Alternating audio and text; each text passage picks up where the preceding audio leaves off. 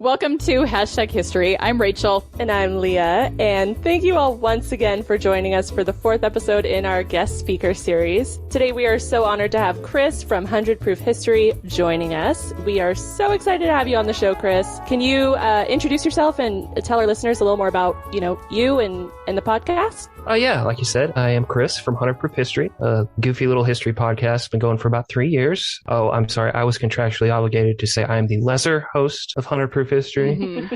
The other host, Greg, could not make it tonight. He sends his condolences. Does he? He'll listen in to make sure that you mentioned all of your in fine print asterisk things that you must say. Yeah, no, he definitely will. And he asked me not to say why he couldn't make it, but I will say it rhymes with unstoppable schmieria. So fabulous. We do a dumb podcast, a dumb history podcast, bunch of jokes about penises and sex and stuff. And schmieria. And schmieria. Yeah. And if you guys are interested in any of that, check out 100 Proof History, wherever you can find podcasts. That was a great introduction, and I really feel like you summed up everything that your podcast is. Thank you. Barely mentioned history at all, because it's just a backseat. It's really just in the podcast title name, and that's about it. Yeah. Pretty much, yeah. So we really are super thrilled to have you here, Chris. Like you mentioned, we've been doing our podcast for roughly the same amount of time. I think we decided off air that we were born 1 month apart from one another. So It's been super fun to just kind of follow alongside your podcast. And you've always been really supportive of our show. And we really, really appreciate that. This collaboration is something that it's definitely a long time coming. And we really couldn't be more excited to be covering this particular topic with you. Well, thank you, but I should let you know that I actually view you as a bitter enemy, and I came on only to destroy the quality of your show by dragging you down. So beautiful. Okay, so we'll check our analytics after this episode comes out, and we'll see if your mission was accomplished or not. Yes. And also, we will read all of the lovely comments and messages that you leave us on Instagram. We'll be looking at it more closely now and reading between the lines, I guess is what I'm saying. Yeah, it's just layers and layers of irony and sarcasm. Thanks for at least confessing. We appreciate that. Honesty is key here.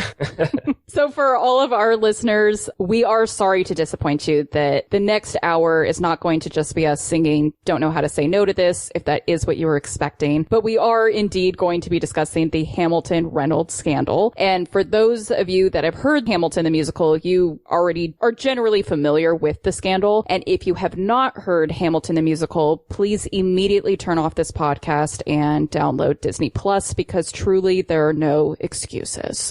But okay, one excuse today. I'm feeling gracious. We'll break it down for you. No excuses except for right now. We will break down the Hamilton-Reynolds Scandal, or affair as it's also called. The Hamilton-Reynolds Scandal has become known as the first major and highly publicized sex scandal in American history. This scandal, which occurred between 1791 and 1792, involved Alexander Hamilton, Secretary of the Treasury at the time, and a woman named Maria Reynolds. This affair became extra scandalous because not only were both parties married to other people, but also because when Reynolds' husband found out about the affair, he blackmailed Hamilton, who agreed to pay him in order to keep it a secret.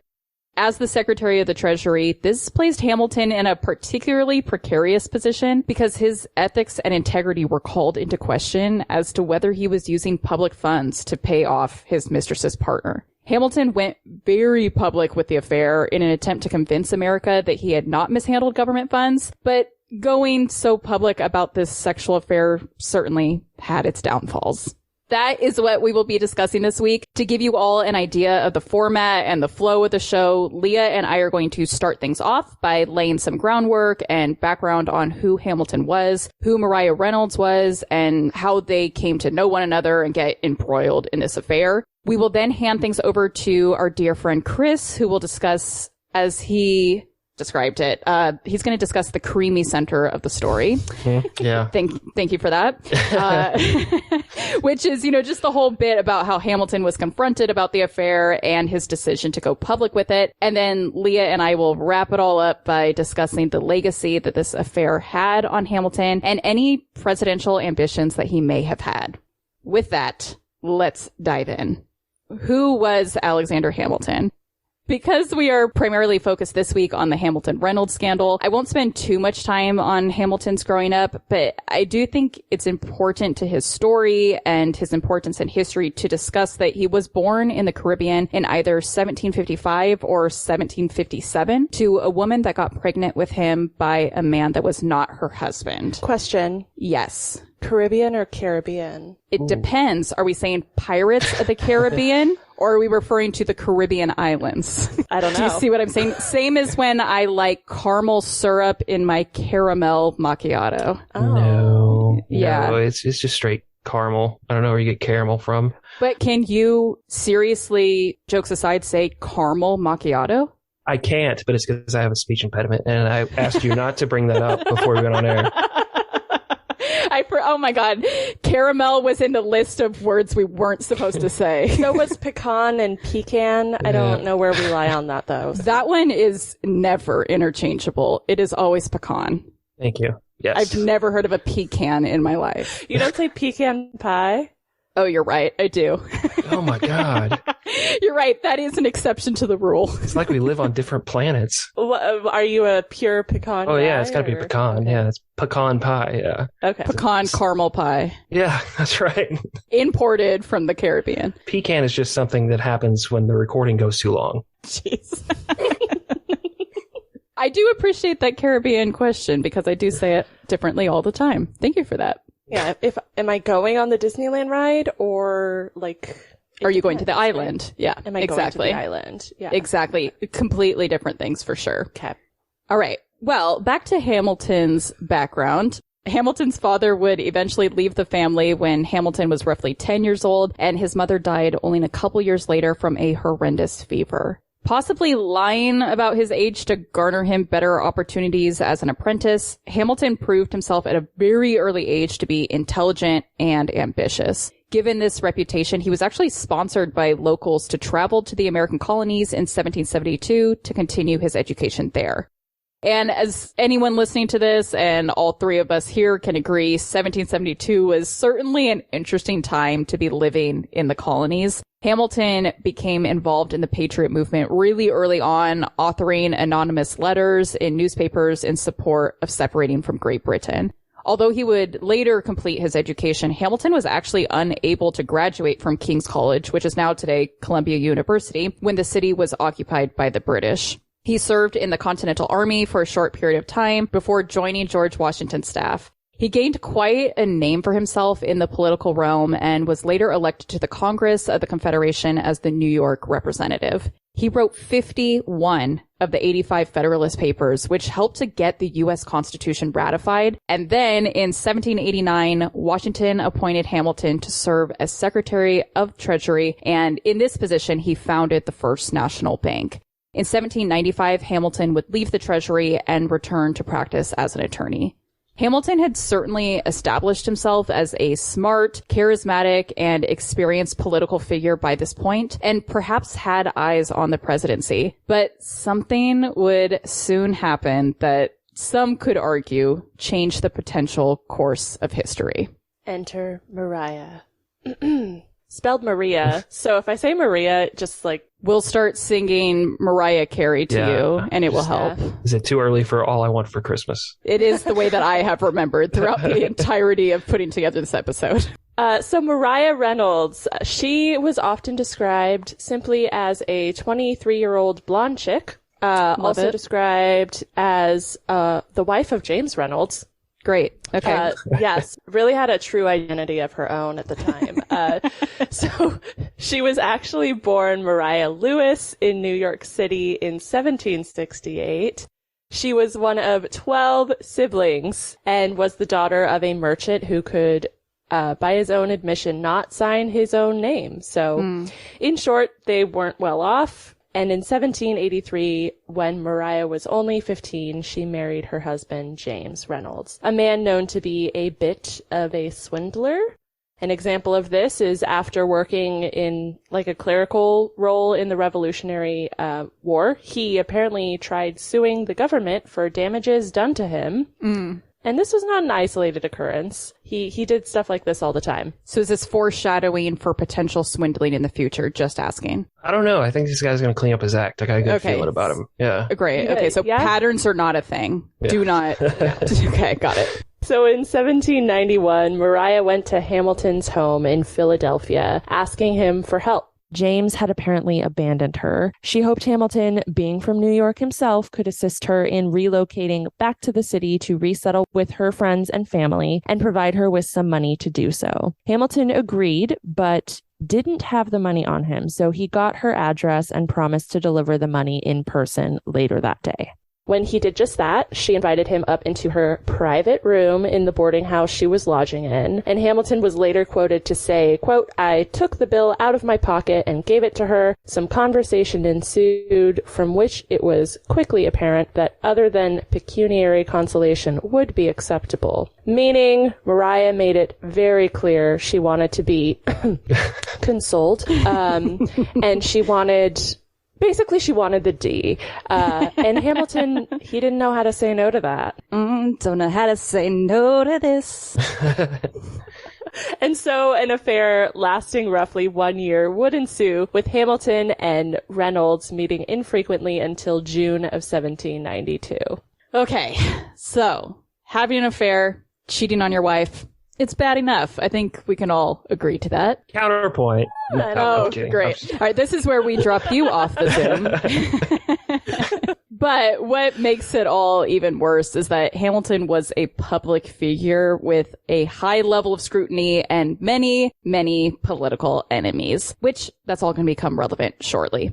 As this affair was going on for, like Leah said, roughly a year or so, Reynolds' husband, James Reynolds, was 100% aware of it. In fact, not long after the affair began, Hamilton received a letter from James Reynolds demanding that Hamilton pay him $1,000, which is the equivalent today of $25,000, or he would expose Hamilton's dirty deeds. And Hamilton actually agreed to these terms. I obviously totally get wanting secrecy, not wanting anyone, his enemies, his wife, the country at large to know that he had been sleeping with someone outside of his marriage, even so much as bringing her into his own home and sleeping with her in his and his wife's bed. But $25,000 is a lot of money. I might have to reconsider how far am I willing to go to keep this secret, because $25,000 is a lot. Yeah, no joke. My luck, she would also say that it was very bad sex. And be like, oh God, that makes it even worse. So also your ego is bruised. Yeah, I start scrounging money from the couch cushions. Just please don't tell anybody what's happening. This must stay secret forever. It also, it ended up coming out to more than $25,000 anyway, because over time, at James Reynolds' encouragement, Hamilton and Mariah, they continued to see each other for these sexual encounters, and oftentimes she would request small amounts of money from him during each of these meetings. So, really, it must have not been that good. For money afterwards. She was like, we originally agreed under the pretense that this was going to be better. So Now that the circumstances have changed, I will be adding an additional clause to our contract. Many historians agree that James and Mariah Reynolds were in on it the whole time and had extorted Hamilton from the jump. So how did this whole affair get exposed? These are the details we need to know. I'm going to hand it off to Chris for all of that. Yay! So everything was going kind of swimmingly, I guess. Everybody's getting their money, everybody's getting paid, up until 1792 when James Reynolds got arrested for trying to scam some money out of a veterans fund. Wait, so this pattern is continuing. Interesting. Yeah, and he keeps going back to that veteran wail, bro, I didn't get my coffee for free at Starbucks. Didn't you see me? I was a clerk during the war. Come on. Thank me for my service. But no, he was a piece of crap, and he got arrested for that scam. And instantly he said, hey, guess what? Hamilton's been stealing money from the government. And so Hamilton was confronted by three men. And if you've seen Hamilton the musical, you know for a fact that these three men were Thomas Jefferson, James Madison, and Aaron Burr. Sir. And so And so you don't need me to explain that part. We'll just skip past that. Yeah, skip right through it. Obviously, the musical is 100% accurate. Yeah. I don't even know why we're doing this episode. He was actually confronted by James Monroe, future president, and in 1792 he was a senator. Abraham Venable, who was in the House of Representatives, and Frederick Muhlenberg, who was the first Speaker of the House in America. All Democratic Republicans who hated Hamilton with a passion. They believed he was big government, wanted a strong federal government, and they wanted states' rights for various reasons, up to and including keeping their slaves. So they confront Hamilton, and he produces all these documents, receipts, all this stuff, telling them, hey, look, this wasn't improper, embezzlement. I wasn't stealing from the government. These are my personal funds, and I was paying this girl and her husband for, intercourse. Dissatisfying intercourse is what I've heard. As the historical records state. Yes. And no, look, here, I got a receipt for condoms. I got a receipt for the hotel room. This is Applebee's where we went afterwards, and she looked really disinterested and spent most of the time on her phone looking at Tinder. Applebee's. But no, none of this is all above board. And that's 1792. And they all go, okay, we believe you. We're cool with that. But they take all the copies of the documents. Not much happens on that front until 1796. And then in 1796, a bunch of big things happen. That's a big period of time there. Yeah. Everybody was kind of going about the status quo during those 4 years. They weren't really worried about Hamilton as being so much of a threat. Up until 1795, he was still Secretary of the Treasury. But basically, they didn't view him as a threat until 1796 when George Washington said, hey, I don't want to do this anymore. Yeah. I'm done being president. Teach him how to say goodbye. Yeah. Cry. Say goodbye. Every time. You and I. Every time. Yeah. Bawl my eyes out. Me too. So in 1796, Washington says, I'm done. I quit. He's been trying to quit since the day he got the job. But before he does, he fires James Monroe as minister to France. And that was a big deal. Monroe was over in France basically rooting them on during their French Revolution and calling Washington all sorts of names because he thought the distance would protect him. Hamilton says you can't let that slide. So he convinces Washington to fire Monroe and get him sent back from France. And in doing so, it really aggravates things with the Southern Democratic Republicans who all kind of joined forces to fight Hamilton and indirectly fight Washington. And Hamilton sees this and he sees Washington stepping down. He thinks maybe his boy, John Adams, needs a boost. So he creates these pamphlets and these papers that he writes under a pseudonym in which he attacks Jefferson and said he hints that Jefferson is having sex with one of his slaves. And so Jefferson's like, bro, glass houses, stones, that's the situation we're in, and says, if you keep that up, I'm going to bring up the fact that you were sleeping with this girl, and I'm going to tell everybody that you were using government funds. So Hamilton says, okay, I'm sorry. I'm going to back off, bro. Don't do it. Don't do it. Don't put my tea out there. That's what the kids say, right? Tea. Yes. Don't spill the tea. Oh, yes. I have not a clue. You're not on TikTok, so you wouldn't know, Rachel. Yeah, I'm not on TikTok. I have no idea. So again, everything seems like it's quieted down until in 1797, Hamilton opens the paper and he sees these things coming soon called The History of the United States for 1796, which sounds really boring, really innocuous. Totally boring. And then they have a little summary like what it's going to be about, the version of a trailer in 1797 that spoils the whole movie and basically says, yeah, this dude was having sex with this guy's wife and he was taking government money to pay her off, and Hamilton loses his damn mind. And the author of this is James Callender, who Ron Chernow, the noted biographer of Hamilton, called, quote, an ugly, misshapen little man who made a career of spewing venom. Wow. Which I found that really funny because that's my wife's pet name. It takes a little while for it to get out when she's like, hey, ugly little man spewing venom to make it a career. Yeah. Can you please take out the trash? Not something she can say in a heated argument, but certainly something she can say over text when she's mad. Right, yeah. Yeah. Yeah, I think she has like copy and paste thing. I don't know. It happens a lot. Yeah.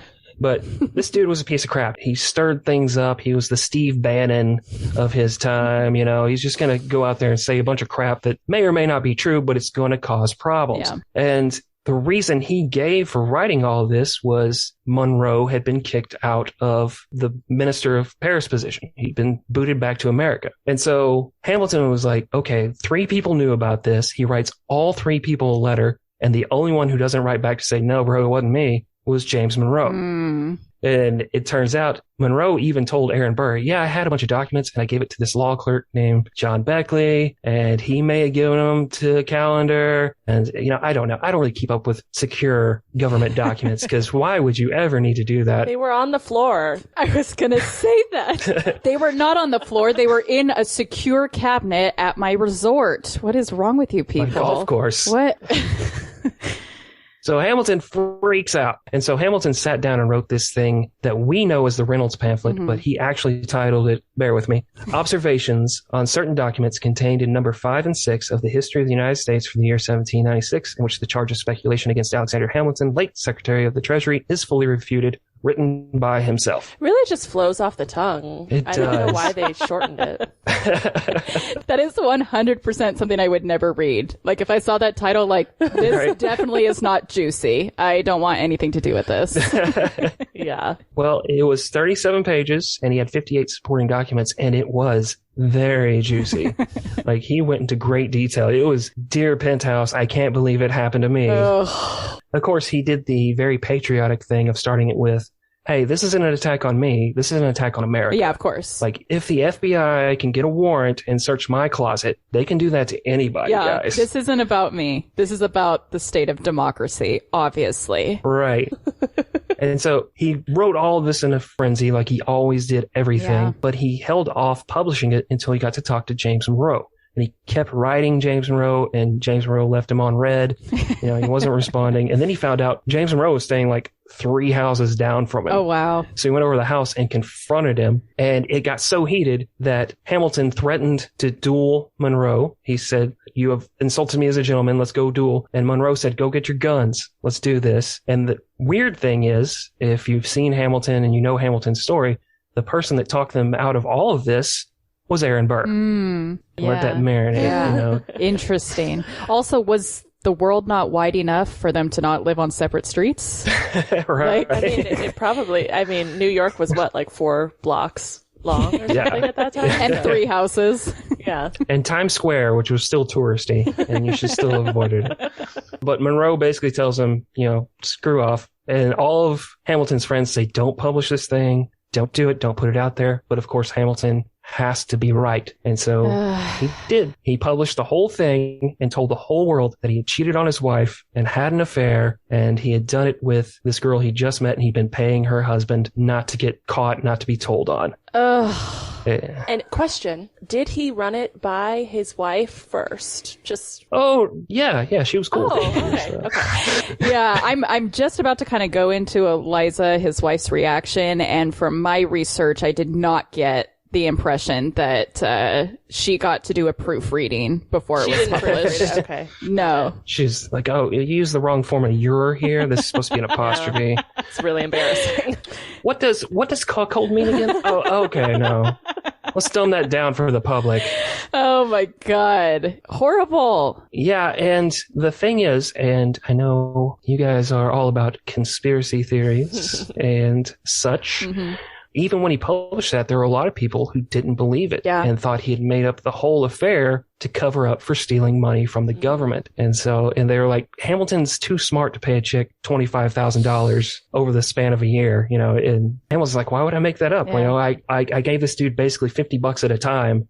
Like, I would find better ways to get money out of the government if I could. So it's still kind of a mystery. He didn't know how to say no to this, Now, for those that have seen the musical, this is the part where Hamilton's devoted wife, Eliza, starts pulling out all the letters that Hamilton wrote to her over the course of their relationship and begins lighting them on fire, singing to Hamilton that she hopes that he burns. I think we can all attempt to put ourselves in the shoes of Eliza at this time. Not only did she find out that her husband was having an affair, but directly to what we were just talking about, she found out about it along with the rest of the world in this horribly humiliating expose pamphlet that he wrote. The musical would have us believe that she was completely heartbroken by this news, but would eventually forgive Hamilton. And it kind of looks, based on history, that that's essentially what happened. When accusations of Hamilton's infidelity were first rumored, Eliza appeared to not believe them, referring to those that leveled such accusations as, quote-unquote, scoundrels. But then came the Reynolds pamphlet, which Chris just detailed. The pamphlet was written while Eliza was pregnant with their 6th child. All we really know about her reaction is that she left her and Hamilton's home in New York and went to live with her parents in Albany for a period of time. And it sounds like she only returned to New York when she had to seek a particular medical attention for her son, Philip.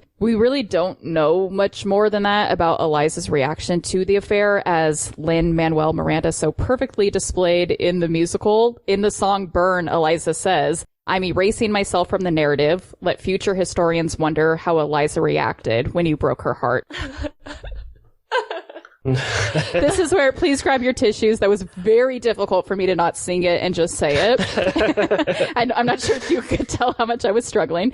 But what's interesting, as much as Hamilton the musical, we all love it. It's wonderful. It's not entirely historically accurate. Sorry to break it to everybody. But I do think that, Miranda did a great job with those particular lyrics, because we are doing just that to this day. Historians, amateur historians, are still trying to figure out and are wondering how Eliza reacted to the public humiliation of her husband's affair and how she was able to eventually forgive him and have another 2 children with him before his death in 1804, which was roughly 7 years after the affair became public. He died? I haven't finished it yet.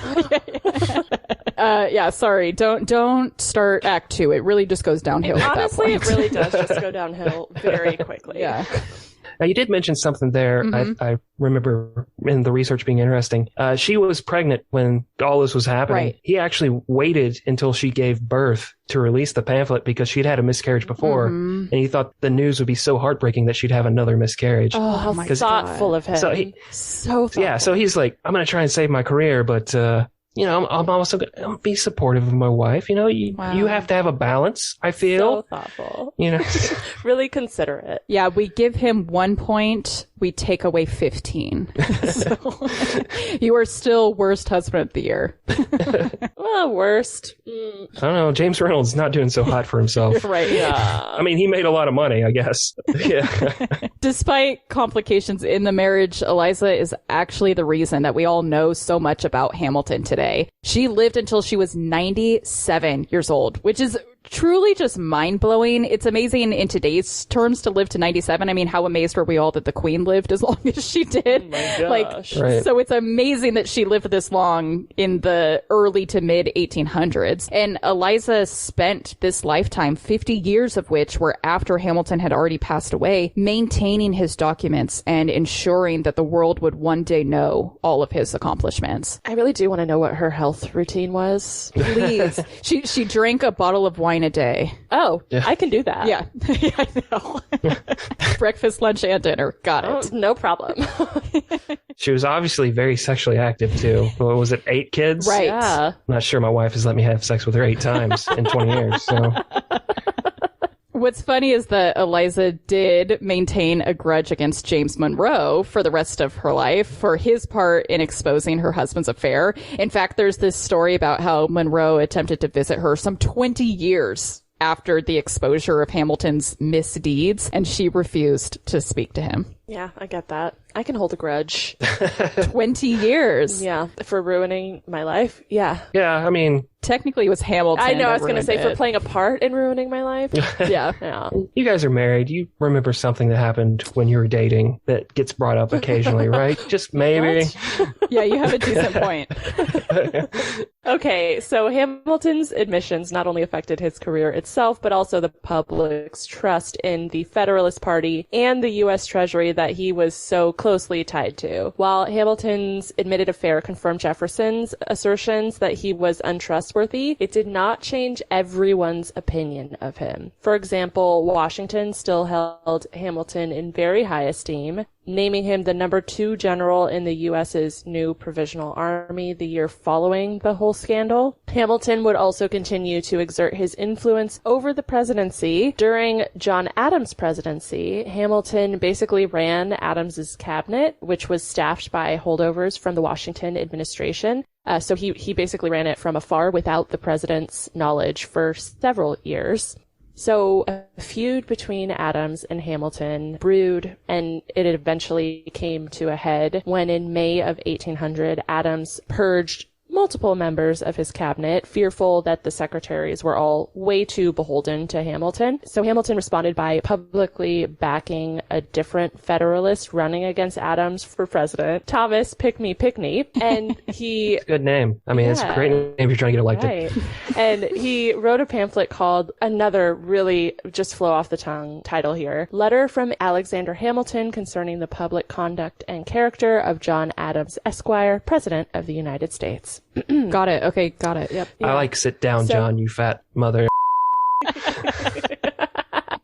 So Hamilton's initial intention was simply to distribute this to a small number of registered Federalists, just letting them know, exerting his influence over them. But the pamphlet was actually picked up and published widely, and it effectively split the Federalist vote, essentially handing the presidency to Jefferson and the Democratic-Republican Party. Any talk of Hamilton ever becoming president ceased following these two scandals. And there you go. That's it. That's the story of the Hamilton-Reynolds affair. You guys did it. It's an amazing, just to be here to witness it. We did it, everyone. And what a time to be alive when getting caught paying someone for sex was a big deal. Yeah, it's a big deal, and it keeps you from being president. What a crazy time. Crazy. We've come so far, guys. Crazy time. We have. We've come so far. Can't even consider it. Literally can't even think of it. I feel so secure in the state of our democracy now versus then. And so this story really was just crazy, wasn't it? Mm-hmm. Yeah, unbelievable. I think, just to talk more about Hamilton and to talk about this incident, the one thing about Hamilton that is just like, it's a double-edged sword where he was obviously brilliant and he was this like amazing writer, amazing thinker, but he couldn't slow himself down. He was always going 150 miles per hour and not thinking through his actions. And he always, kind of like the musical says, he thinks he can write himself out of his problems and his issues. And I just wonder what history would have looked like had he not done this Reynolds pamphlet, or, if it hadn't been how many ever pages long, or it's funny how someone's strength can oftentimes also be their weakness. Yeah. I mean, podcasting got me fired from my job. It's, Strength and a weakness. Thank you so much again for coming on the show, Chris. Share with everyone one final time again where they can find you and your podcast, 100 Proof History. Yeah. Basically, any podcast app, just look up 100 Proof History. You can spell it out. You do the 100 Proof History. You can find us on social media at 100 Proof History. And I thank you guys so much for tolerating me and putting up with me throughout this whole show. It's been an honor, Chris. And what I will say is I was very nervous, and I know you've talked about this on your show, is whether it's 100 proof or 100 proof history. And I was really nervous I was going to accidentally say 100 proof history. It's like there's a show that was on the CW called The 100, and I always referred to it as the 100. But anyways, thank you so much for coming on. We really enjoyed having you. Yeah, thank you guys. Thank you. It was really great. If you are new to the Hashtag History podcast, come follow us over on Instagram. You can find us there at #history_podcast and on TikTok at Hashtag History, all one word. Check out our 3 videos on there that we posted in the last 2 years. The last 2 years. We are available on all podcast platforms, and we would love it if you would come join us over there by subscribing to us on whatever podcast platform it is you use. Share about us with your family and friends, and then give us a rate and review. Thank you all so much, and thank you again, Chris. It was great having you. Bye.